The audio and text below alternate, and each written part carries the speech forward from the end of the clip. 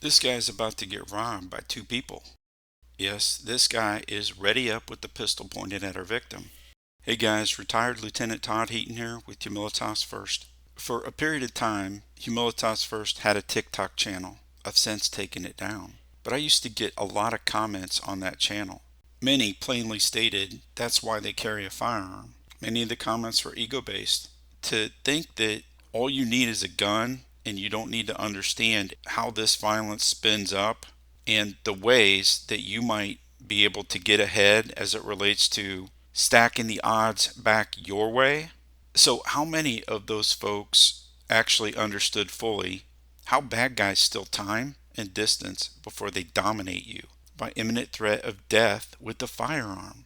This gentleman is getting some money out of an ATM in Houston, Texas. While he's distracted, pushing the correct buttons to complete that transaction, this crew of robbers, they pull into the parking lot and they back up in front of his vehicle. They're offset on the driver's side. So when he turns around, the question that he should be asking himself is what's changed since he approached and used this ATM? Well, this vehicle, that's new. That wasn't there before. The raw video skips a little, so I'll begin here with our victim returning to his vehicle. The victim's vehicle itself provides a transition that the bad guys can fully exploit. They can, and they do, use the lack of understanding, the lack of awareness on a victim's part, coupled with, in this case, the vehicle itself, the tinted windows, which provide a minimum of obscured sight lines. So from about this point to this point, the victim has to deal with obstructed or obscured views. And that's if he was aware enough to be intently looking for emerging threats from the suspect's vehicle. Is he looking? No, he's not looking. He's completely surprised. If my plan is to use my concealed carry firearm to solve this unjust violent problem, then I need to see and understand how this is going to go.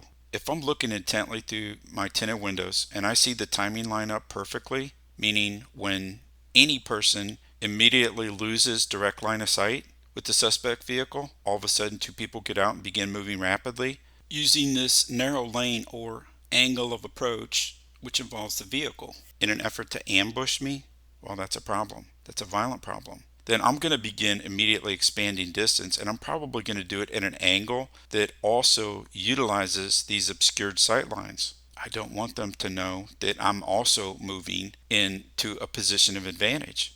With most criminals, distance is a position of advantage. Go back and watch all of my videos and you will come to understand why criminals, they often need very close proximity to be able to hit whatever it is they want to hit or shoot. I'm not going to dig down on all the legal aspects of the how and the why, but believe me, that part is critical. So to understand that part, just go to thelawofselfdefense.com and obtain a copy of Attorney Andrew Branca's book, The Law of Self-Defense. Read it, then read it again. Subscribe to him on YouTube, and that's probably going to be your best option for coming up to speed on all of the legal aspects of legitimate self-defense. Okay, if on the other hand, I'm distracted or I mess up and I fail to intently pay attention to this car and that timing I talked about, then I'm going to comply fully, at least initially. Why? Well, it has to do with positions. It has to do with action beating reaction, but there's limits to that. So at this point, if I'm the victim here and my hands are empty, well, bad guy number two, he has a pistol in his hand. As the victim rounds that last blind corner, you're going to see him raise the firearm. He's also moving rapidly to compress time and distance. That bad guy is so far ahead in the process that I'm not going to be able to successfully clear my garment, attain a master grip, draw ready up, and get my first shot off before he can begin shooting me. That process, the process of drawing a firearm to first shot, it takes time. I'm just too far behind. If I had more distance, well, then maybe that would work. Maybe a retreating bill drill would work. But when you're out of time and distance and the person has a gun ready up, it's not smart to try to go for it at that point. There's police videos that I could show you. If the bad guy doesn't have a firearm in his hand and he goes for one in his waist and the police have their guns ready up, they're going to win. They're going to win. They're going to begin shooting and they're going to win. So here's the deal. If I get caught unaware, if I get surprised, I want to set his expectations through initial full compliance. I want him to believe and be convinced, hey, this robbery's going to go very easy. It's going to go just like every other robbery that he's ever done. Smooth, no problems. I'm going to give him my stuff. They're going to be happy.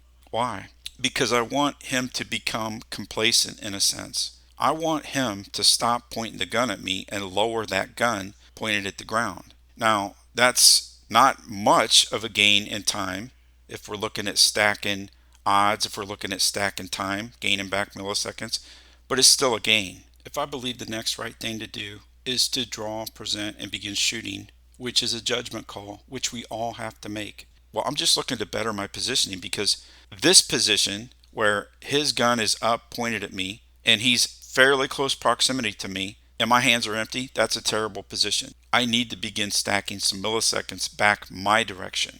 I'm going to do that through that initial full compliance to regain surprise. Maybe I comply the whole time. Give him my wallet, give him my keys, be a good witness. There's 4 times that it makes sense to go to war with the guy.